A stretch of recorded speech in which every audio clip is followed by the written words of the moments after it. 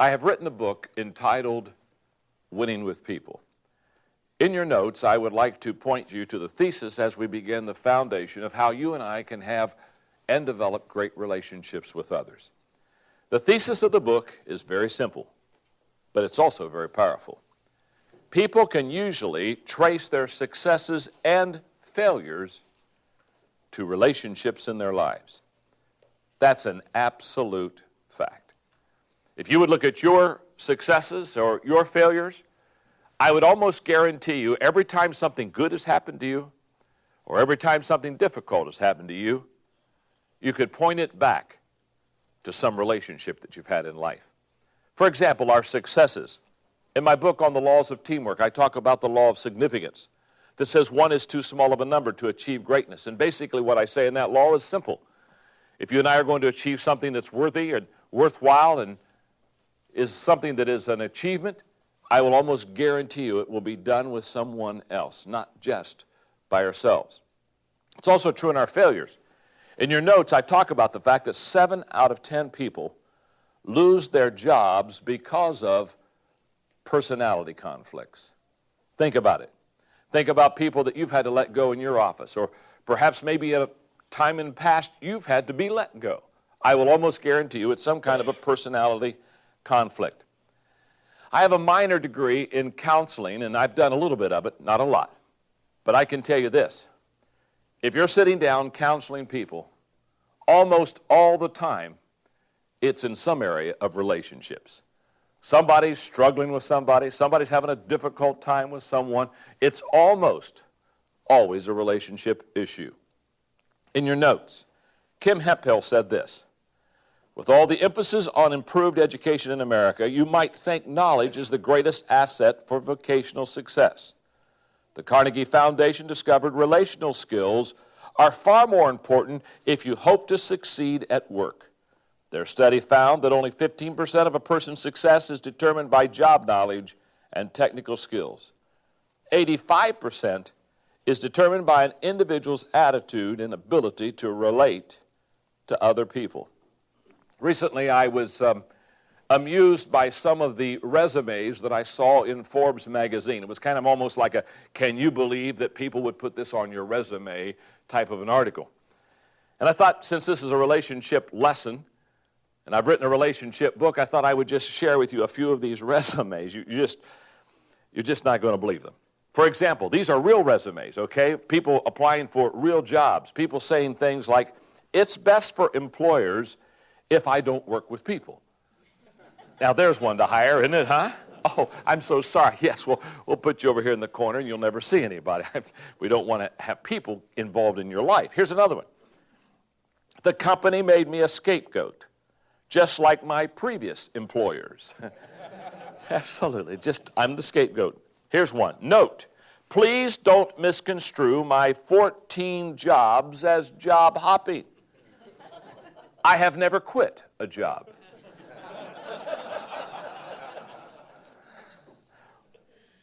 One more. I love this one. References? None. I've left a path of destruction behind me. The book is entitled Winning with People, Discover the People Principles That Work Every Time. Now, when you look at that book and you realize that I say discover the people principles that work every time, I didn't say, and I want to make sure you understand it, I didn't say discover the people principles that work every time for everybody. I didn't say discover the people principles that work for others every time. I did say discover the people principles that work for you every time. Because, 2 things in your notes, these people principles will help you better understand others. And 2, they will help you better understand yourself. The result, the daily practice of these people principles will improve your people skills with everyone. Note, I did not say everyone would like you. That's impossible. You see, we cannot always determine how others will respond to us. We can always determine how we will respond to others. So therefore, note, when I respond correctly to you, I win. That's what these people principles will teach you. They'll teach you how to respond correctly to others. When others respond correctly to me, we win. What I'm concerned about is not how other people relate to you. I'm concerned about how you relate to others. A long time ago, I learned that I cannot control the actions or the reactions of others. But if I understand people correctly and if I have good people skills, I can control mine. And I can determine not how they feel about me, but I can determine how I feel about them. In fact, one time I shared with someone, I said, I have no enemies. And they looked at me and said, well, how could you have no enemies? Being a leader like you are and a strong leader and building organizations, you've got to have a lot of people that aren't happy with you. I said, oh, no, I didn't say a lot of people were unhappy with me. I have no enemies. See, how you treat me, that's your choice. How I treat you, that's my choice. If you don't like me, that's your choice. I'll still choose to like you. Too many times, we underestimate the power of personal choice. And when I talk about how these people principles will help you to win with people, what I know is if you have the right attitude with the right relationship skills and the proper understanding of people, you will always win. In your notes. In life, the skills you use and the people you choose will make or break you. I've divided the people principles in this book according to 5 critical questions that we must ask ourselves if we want to win with people. Number 1 is readiness. Are we prepared for relationships? Number 2, connection. Are we willing to focus on others? 3 is trust. Can we build mutual trust? 4, investment. Are we willing to invest in others? And finally, number 5, synergy. Can we create a win-win relationship? I want to talk to you first of all today about readiness. Are we prepared for relationships? Now, in this readiness level of relationships, there are 5 people principles. Number 1, the lens principle. The lens principle says who we are determines how we view others. I love the Groucho Marx comment. I wouldn't want to belong to any club that would accept me as a member. Says it all, doesn't it? You see, the question I must ask myself is, what is my perception of others? Because who you are determines the way you see everything. You cannot separate your identity from your perspective. All that you are and every experience that you've had color how you see things. It's in your lens. Here's what I mean. Number 1, who you are determines what you see. A Coloradan moved to Texas and built a house with a large picture window from which he could view hundreds of miles of rangeland. When asked how he enjoyed the view, he responded, the only problem is there's nothing to see. About the same time, a Texan moved to Colorado and built a house with a large picture window overlooking the Rockies. When asked how he liked it, he said, the only problem with this place is that you can't see anything because all those mountains are in your way. Who you are determines how you see. I was having dinner the other day with Francis Hesselbein, and I was also having time with Jim Collins, having a wonderful, really 3-hour dinner in that process. And because Francis has been with Peter Drucker for many, many years, I asked her what was the greatest thing that he ever taught her. She said that he has said to her many, many times, Francis, look out of the window and see things that are within your view that others do not see. What Peter Drucker was basically saying is, we all can look at the same thing, but we don't all see the same thing. We're going to see according to who we are. For example of that, my wife Margaret, very aware of what people wear. I am not. Many times we'll be at a party together and she'll say, you know, you were talking to the guy in the blue sweater. What was he talking about this evening? And I'll look at her and I'll say, what blue sweater? I can't relate. Now, she sees the person with the blue sweater. That's how she views people, by how they dress, what clothes they have on. Personally, that's nothing that really grabs hold of me. Now, see, she looks at a person entirely different than I look at a person. Who we are determines what we see. Number two, who you are determines how you see others.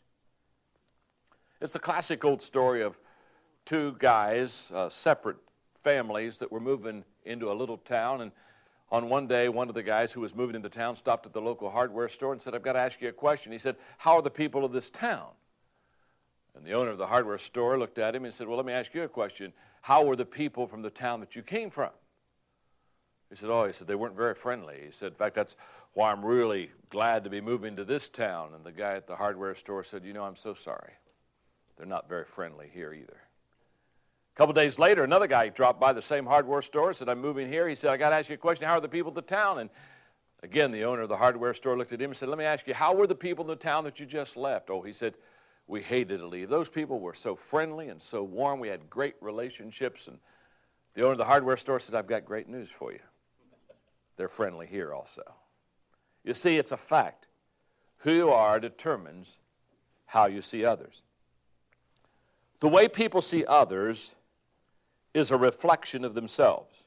For example, if I'm a trusting person, I will see others as trustworthy. If I'm a critical person, I will see others as critical. If I'm a caring person, I will see others as compassionate. Phil McGraw had it right when he said, "You teach people how to treat you." That is a powerful statement. Number three, who you are determines how you view life.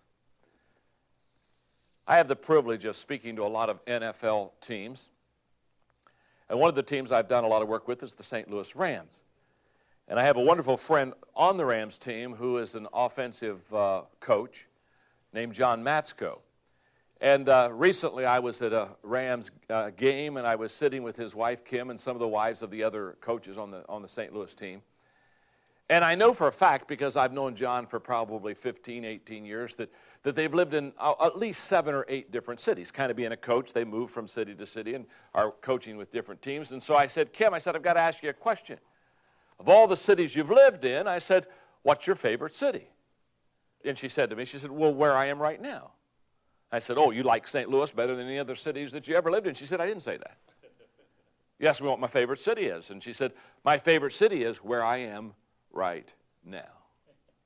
What Kim was really saying to me that day was, where you live, who you're around, basically, you're going to determine how you view people by how you are yourself. And Kim was saying, I have a good attitude about wherever I am, and so therefore I like wherever I am. Number 4, who you are determines what you do. The question I've always asked myself is, what determines who I am and who you are? Well, number 1 is genetics, no doubt about that. My wife and I have had the privilege of adopting 2 children. They're now grown, married, and we have 4 grandchildren from them. And they were great delights to us. But when I and Margaret adopted them, many, many, many years ago, I was about 85% an environmentalist and about a 15% genetics. Now, having raised 2 adopted children, I'm about 85% genetics and about 15% environment. It's kind of like when I was a pastor and didn't have any children, I had great lessons on how to raise your kids. Then I had some and went into about a 20-year silence. But who we are, major genetic issues. Number 2, self-image. He was exactly right when T.S. Eliot said, half of the harm that is done in this world is due to people who want to feel important. They do not mean to do harm. They are absorbed in the endless struggle to think well of themselves. Number 3, experiences in life. Basically, the experiences that you and I have do mold us. And I would say this, we've all heard it said that experience is the best teacher. But I'm here to tell you it isn't. Never has been. I've known all kind of people who have had all kind of experience, and they haven't learned anything. Just because you're getting older doesn't mean you're getting better. Evaluated experience is the best teacher. The ability to look at where you have been and what you have done and pull back and reflect and evaluate, that's the instructor of our life. Number 4, attitude. Attitudes and choices about those experiences determine what you and I do. Number 5, friends. The friends that we associate with have a great determining factor on who we are and what we do. I close with this paragraph on people principle number 1, the lens principle. The way you view others is determined by who you are. You cannot get away from that truth. If you don't like people, that really is a statement about you and the way that you look at people. Who you are determines how you view others. Your viewpoint is the problem. If that's the case, don't try to change others. Don't even focus on others. Focus on yourself. If you change yourself and become the kind of person you desire to be, you will begin to view others in a whole new light, and that will change the way you interact in all of your relationships. People principle number 2, the mirror principle. The mirror principle says the first person we must examine is ourselves. And coping with difficult people, I love this quote, coping with difficult people is always a problem, especially if the difficult person happens to be you. And the question I must ask myself, have I examined myself and taken responsibility for who I am? Here's how the mirror test works. People unaware of who they are and what they do often damage relationships with others.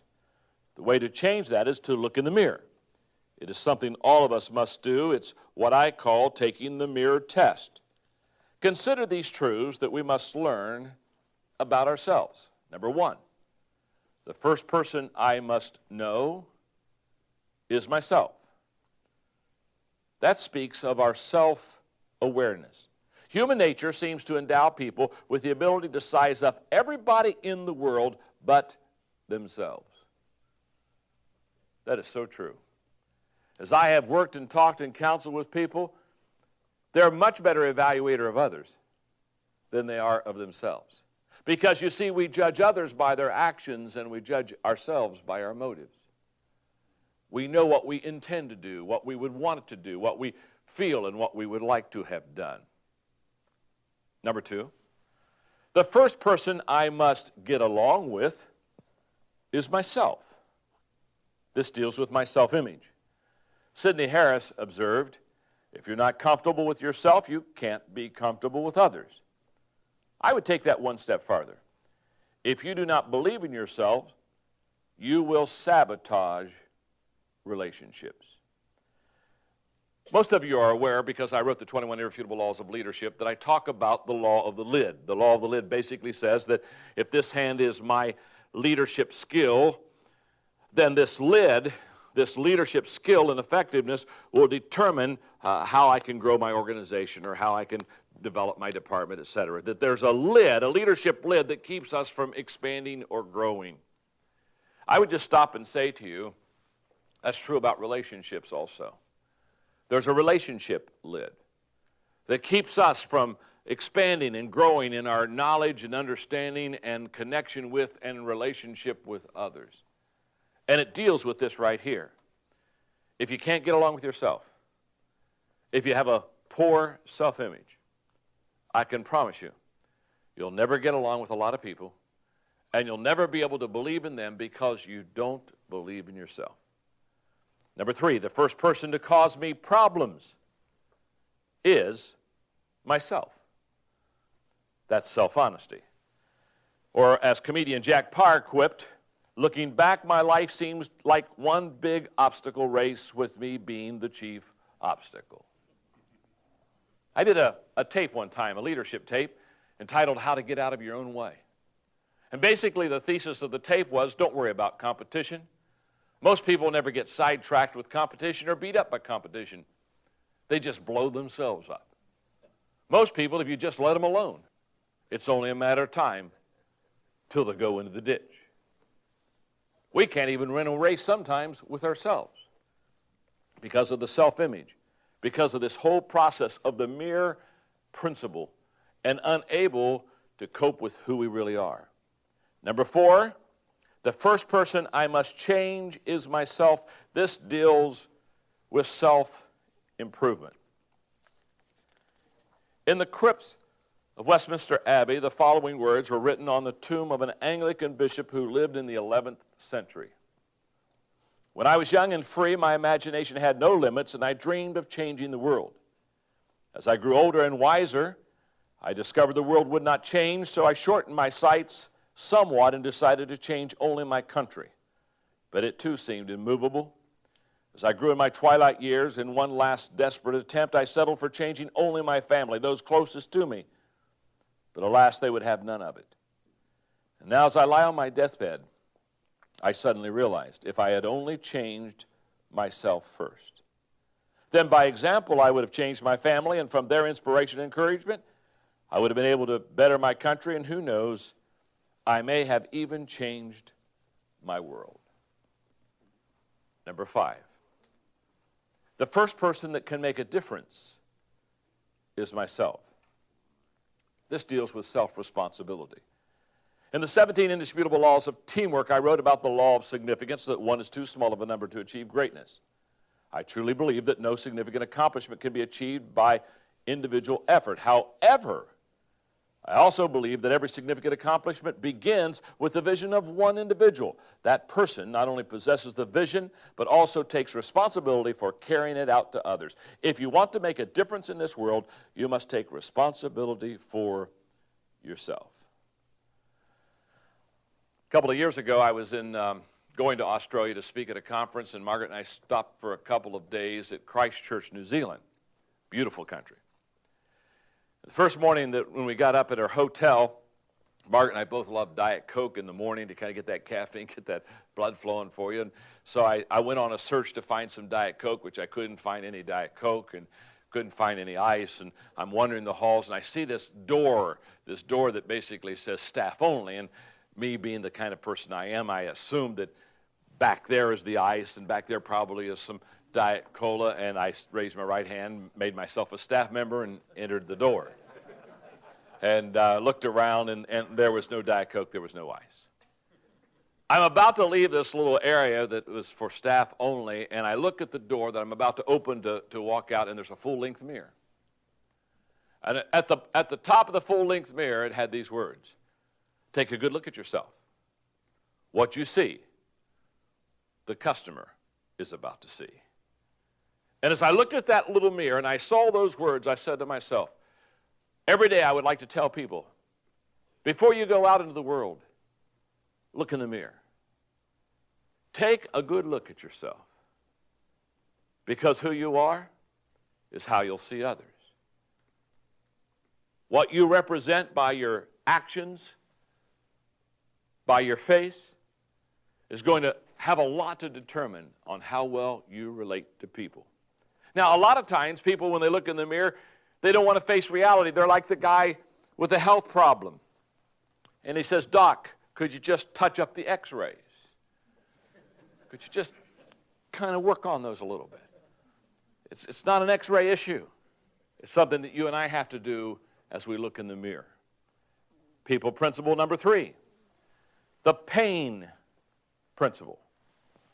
The pain principle says, hurting people hurt people and are easily hurt by them. Be yourself is about the worst advice you can give some people. Have you ever thought of that? Oh, just be yourself. Oh, now that I see your behavior, second thought, don't be yourself. Try imitating someone else for once. You see, the question I must ask myself is, do I hurt people, or am I too easily hurt by them? The pain principle says, hurting people hurt people and are easily hurt by people. To really understand the pain principle and have it help you dealing with others, you need to keep in mind these 4 truths. Number 1, there are many hurting people.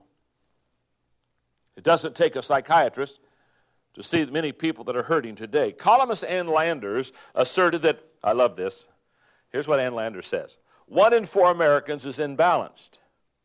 Then she added that we should look at our 3 closest friends, and if they seem to be okay, it means we're the one. The reality is that being normal is now the exception, not the norm. A philosopher one time compared the human race to porcupines huddled together on a bitter, cold winter night. The colder it gets outside, the more we huddle together for warmth, but the closer we get to one another, the more we hurt one another with our sharp quills. And in the lonely night of Earth's winter, eventually we begin to drift apart and wander out on our own and freeze to death in our loneliness. Second statement, those hurting people often hurt people. German poet Hermann Hesse wrote, "If you hate a person, you hate something in him that is part of yourself. What isn't part of ourselves doesn't disturb us." Number 3, those hurting people are often hurt by people. The greatest illustration that I can give you of that is, I have a wonderful friend, Kevin Myers, and we were talking about this pain principle one day, and he said, "John," and this is so true, he said, "it's like a splinter in your finger." You know, if I have a splinter in this finger right here, and you come up to me and we shake hands, haven't seen each other, and you give me a good hearty handshake. If I have a splinter here, I have a tendency to pull back real fast. And you just shook my hand, all of a sudden I'm pulling away from you. You say, "What's wrong?" Well, what's wrong is I have an infected finger. And if I have an infected finger, anytime it's touched, I overreact. That's true with people.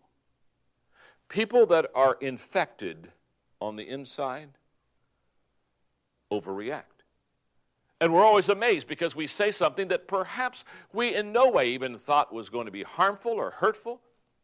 And we say it and we watch them almost recoil from us, and we say, "What did I say?" Well, I want you to understand, it's not always what we say.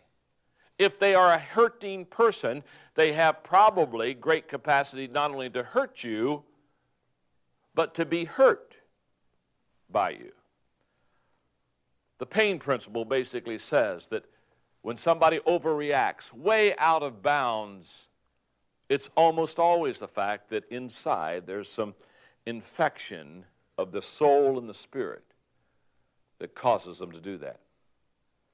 Number 4, those hurting people often hurt themselves. That's probably one of the saddest things to me, is that as they are hurting others or are being hurt by others, they really hurt themselves.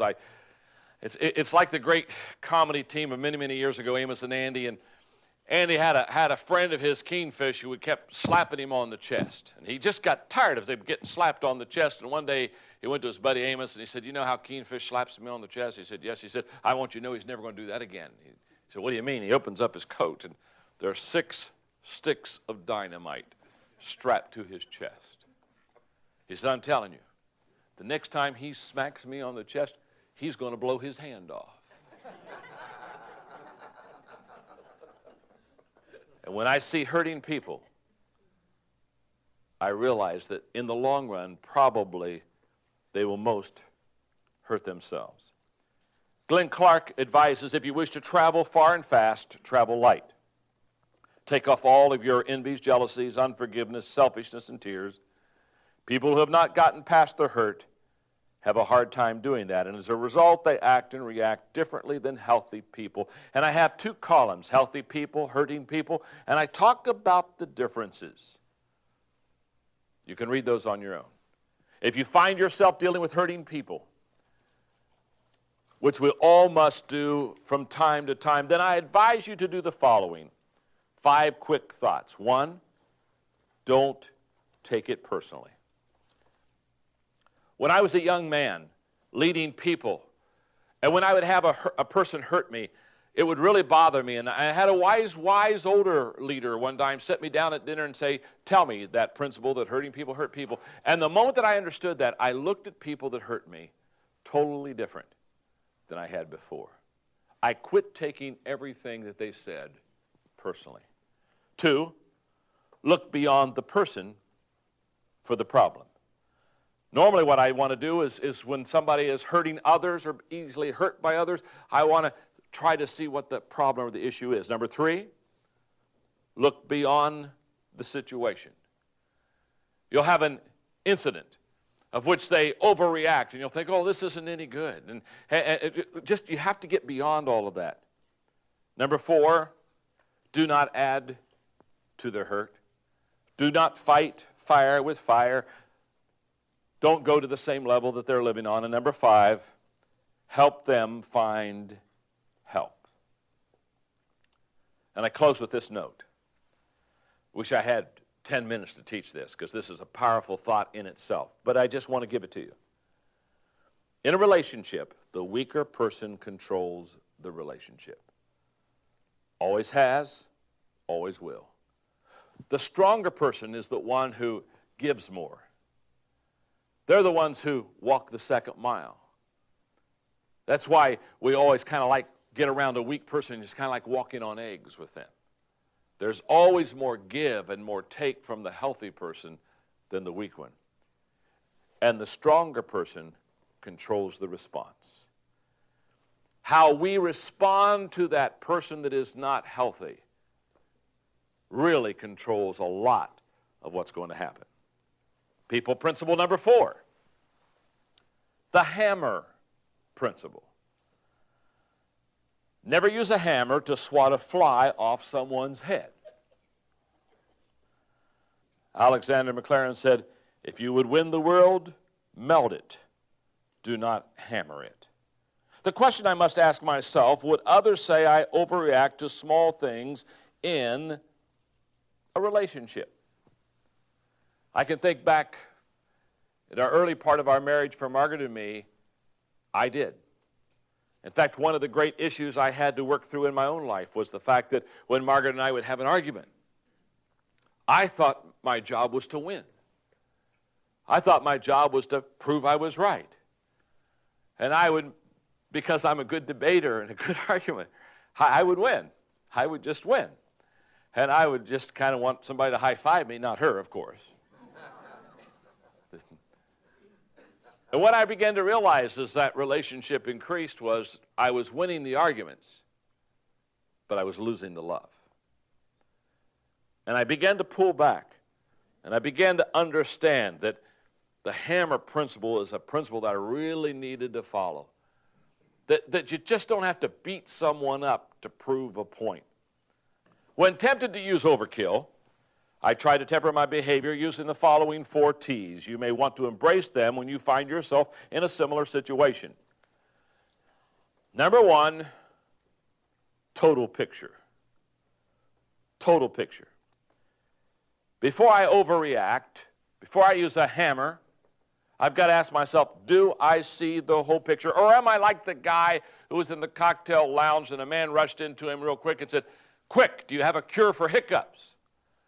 And the guy reached behind the bar and grabbed a wet towel and just smacked him up across the head. And he's kind of proud of himself. He said, now, do you have hiccups now? And the guy says, well, no, but I never did. It's my wife who's out in the car.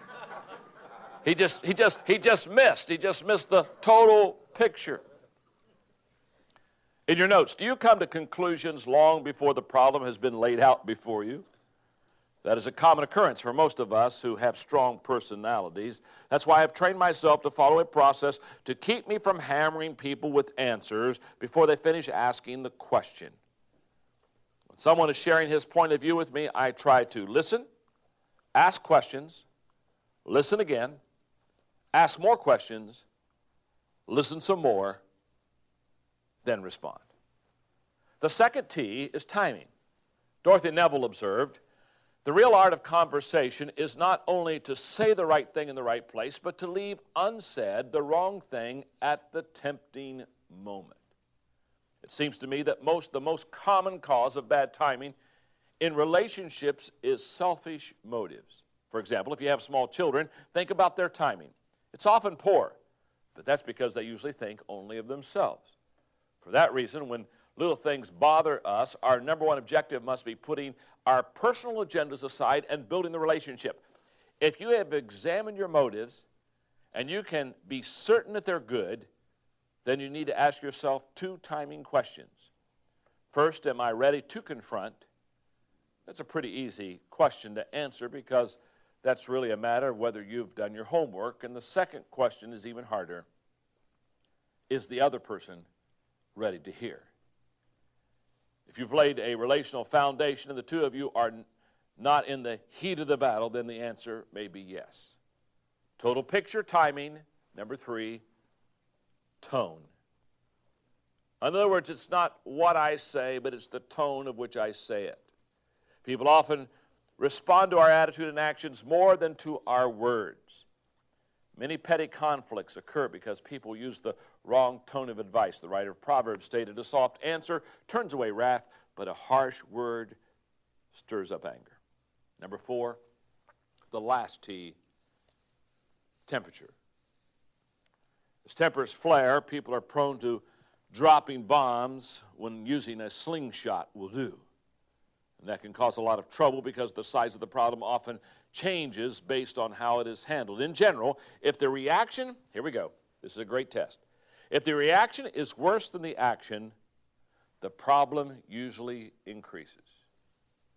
If the reaction is less than the action, the problem usually decreases.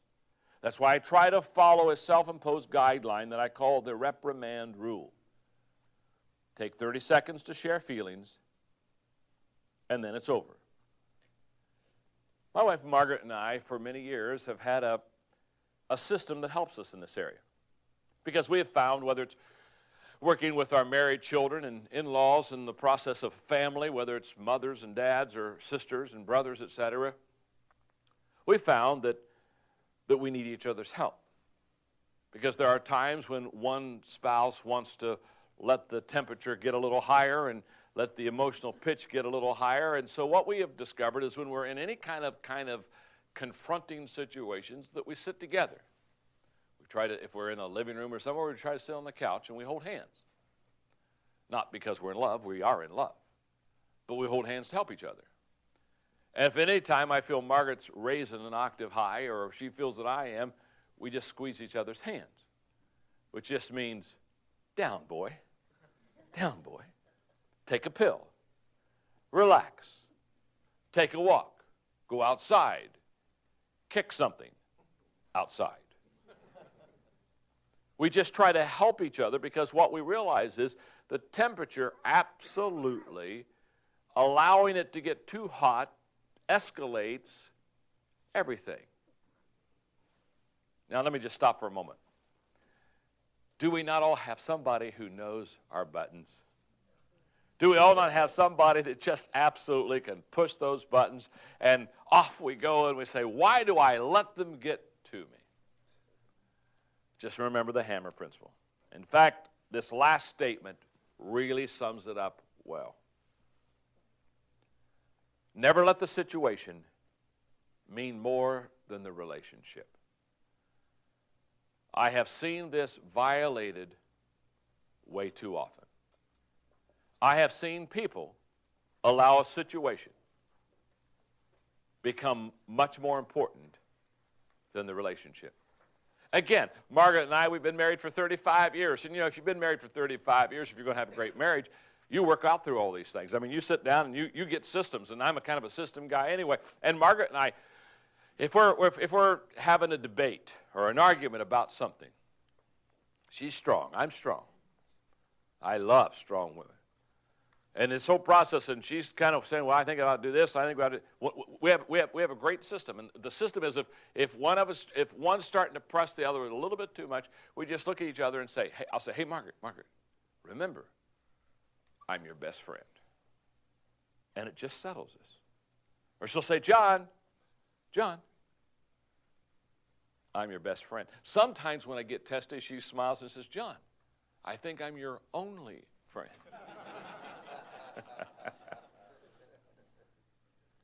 People principle number 5. The elevator principle. The elevator principle says we can lift people up or take people down in our relationships. In other words, people can be the wind beneath our wings or the anchor on our boat. The question I must ask myself, would others say that I lift them up or take them down? What kind of person are you? For years, psychologists have attempted to divide people into various categories. Sometimes an observant poet can do a better job, and Ella Wheeler Wilcox did so in the poem entitled, "Which Are You?" Here's what she said. There are two kinds of people on earth today, just two kinds of people, no more I say. Not the sinner and the saint, for it's well understood that the good are half bad and the bad are half good. Not the rich and the poor, for to rate a man's wealth, you must first know the state of his conscience and health. Not the humble and proud, for in life's little span, who puts on vain airs is not counted a man. Not the happy and sad, for the swift flying years bring each man his laughter and each man his tears. No, the two kinds of people on earth I mean are the people who lift and the people who lean. Wherever you go, you will find the earth's masses are always divided in just two classes.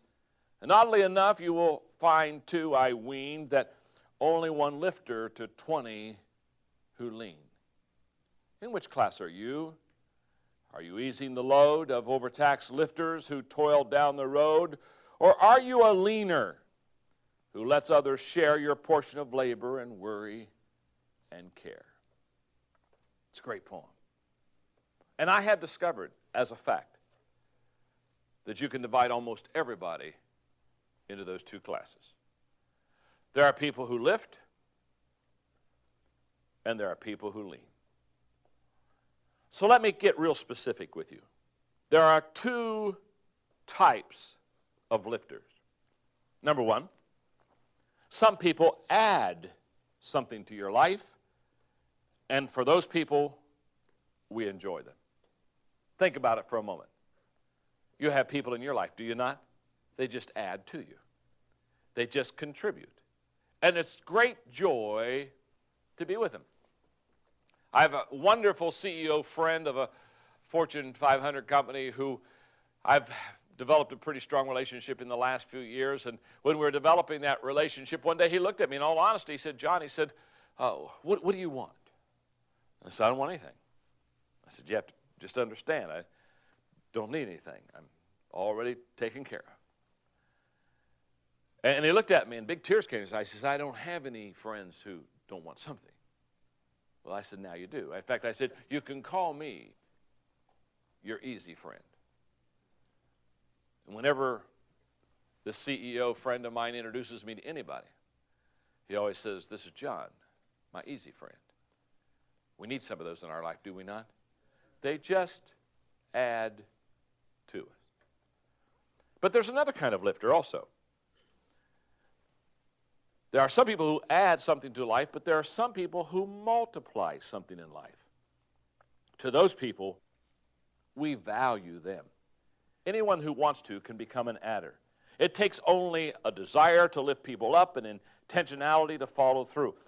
But to go to another level in relationships, to become a multiplier, one must be intentional, strategic, and skilled. The greater the talent and resources a person possesses, the greater his or her potential to become a multiplier. Two kinds of lifters, those who add, those who multiply. But there are also two types of leaners. Some people subtract something from life. We tolerate them.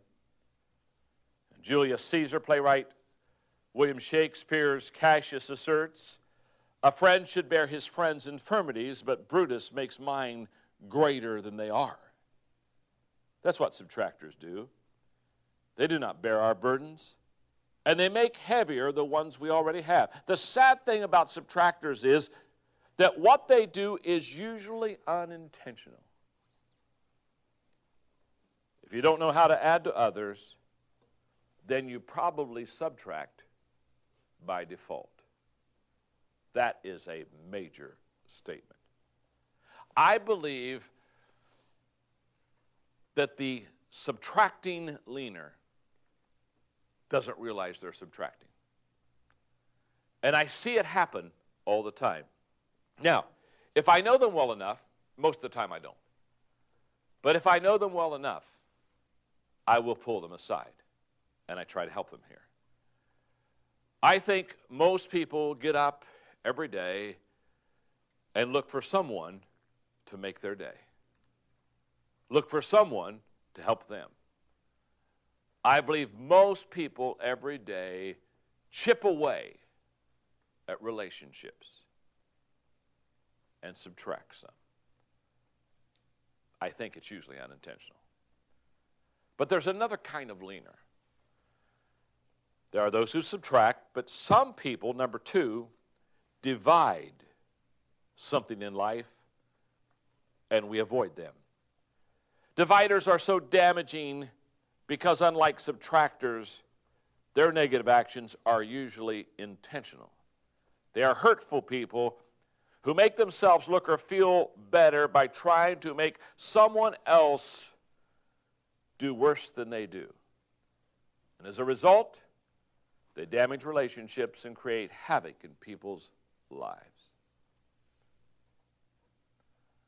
It's like the insecure company president who brought his personnel director in and said, search in this organization for an alert, aggressive young man who could step into my shoes, and when you find him, fire him. Let's review. If we're going to be what I call people ready, then we have to understand the lens principle that says who we are determines how we see others. So we don't see people as they are, we see people as we are, which is the mirror principle. The first person we must examine is ourselves. The pain principle, hurting people hurt people and are easily hurt by them. The hammer principle, never use a hammer to swat a fly off of someone's head. And the elevator principle, we lift people up or we take people down in our relationships. Now, before I go to the next level of relationships, let me just say this. The first 5 are brutal. When you look at them, you say, oh my goodness, I could be in trouble. But here's what I know. If you cannot work yourself through those first 5, there is no hope for you in developing solid relationships with people. You've got to look at yourself and you've got to be realistic about yourself and where you are and who you are and how you think. So those first 5 principles in preparing us to get ready for relationships are all about looking kind of at us, not at other people, and making sure that we're the right kind of person before we meet the right kind of person.